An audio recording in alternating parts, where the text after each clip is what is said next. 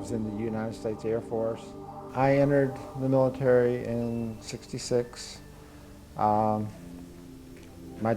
basic training would have been in San Antonio. From there, I went to Altus Air Force Base in Oklahoma. From there to Vietnam, from Vietnam to Greece, and was discharged honorably in Greece and returned back to the States. This was, as you know, 30 years or more ago. This happened in Altus, Oklahoma on a SAC Air Force Base. I was guarding a B-52. Could you tell the viewers what a SAC is? SAC is Strategic Air Command.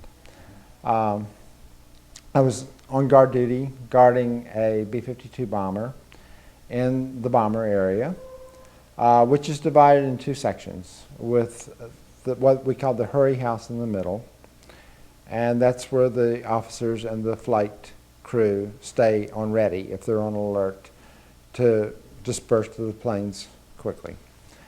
And on this would have been like on the summer of 1967 is the closest, sometime in the summer period there. We were on guard duty.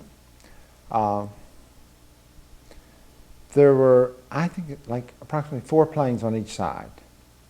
And it would have been at night, probably late, midnight, to probably sometime in the morning, between that period of time, when over one of the B-52s, which were armed with nuclear weapons, there appeared a bluish haze, almost in the form of a boomerang or a wing shape. And in this haze, there was a glittery light. We had no idea what this was. And we do know that the SAC teams were called to ready, so they came out to the planes. But prior to that, this just hovered over the plane for a short period of time and then just vanished. We were told later that it was picked up on radar. It wasn't as if you actually saw it glide away. It was like in a wisp, it was gone. It covered most of the wingspan of a B-52. Now, what that would be in feet or meters or anything like that, I have no idea. But it was large.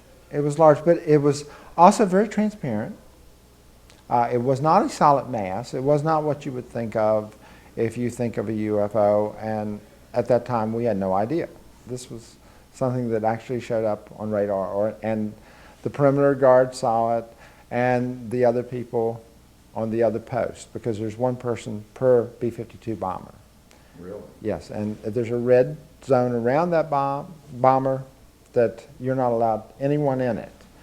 So even the guard itself does not go past that red line. So there are other people that saw it. Just above it. Just above it. I'm talking like no more than 20 feet. It was just, I mean, just above eye level. A B-52's high to begin with, but when you looked at it, it was just above it.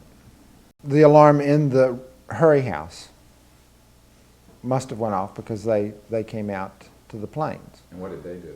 They board the planes and they start them up and are ready to taxi to take off whenever notified. There was not a notification. They just started their engines, and then they must have gotten word. We don't hear what's going on in the cockpit, but then they shut down the planes and then they went back in. Or shortly afterwards, after we'd seen it. It had left, and that's when they were dispersed to the planes. There were nuclear weapons, and the SAC base is always ready for that. So those are hot, ready to go. So yes, strategic area. yes.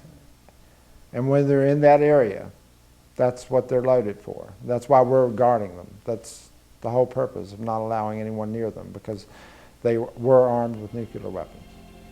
We had no idea what it was. I still have no idea what it was, other than it was a mist in the shape of a boomerang that had glitter in it. We'd never seen anything like this. Yeah, so it was unusual. It was something that we were mystified by. My flight instructor was looking back to the northeast in the direction of the runway and said, "What is that?"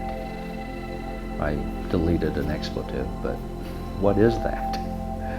And I looked up in the direction he was looking, and he was looking in the sky over the runway.